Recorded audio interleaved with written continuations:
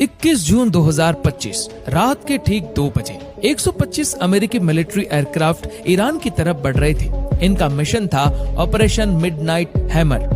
7 B-2 spirit bombers भूमध्य सागर से उड़े, इजराइल और इराक के ऊपर से गुजरते हुए सीधे ईरान की 3 सबसे अहम न्यूक्लियर फैसिलिटी फार्डो, नतांज और इस्फहान पर हमला कर दिया। हमले इतने सटीक और ताकतवर थे कि ईरान की न्यूक्लियर गतिविधियों को एक झटके में ठप करने की कोशिश की गई। पूरी दुनिया थम गई, सबकी नजर ईरान पर थी, क्या वो जवाब देगा।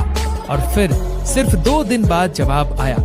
ईरान ने अमेरिका की कतर वाली अल अदीद एयरबेस और इराक की एन अल असद एयरबेस पर मिसाइलें दाग दी। लेकिन ये पहला मौका नहीं था जब ईरान ने अमेरिका को इस तरह जवाब दिया हो। इतिहास में कई बार ईरान ने ये साबित किया है कि वो सिर्फ धमकी नहीं देता, जवाब भी देता है, वो भी खतरनाक।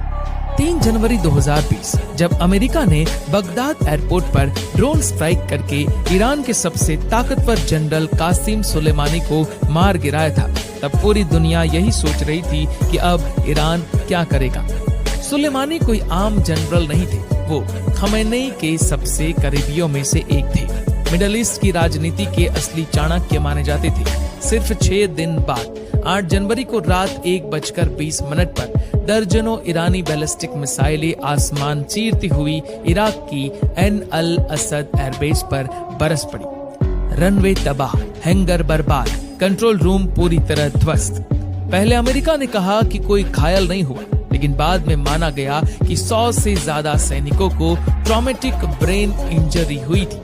कई सैनिकों को अंधापन, उलझन और बेहोशी जैसे गंभीर लक्षण हुए।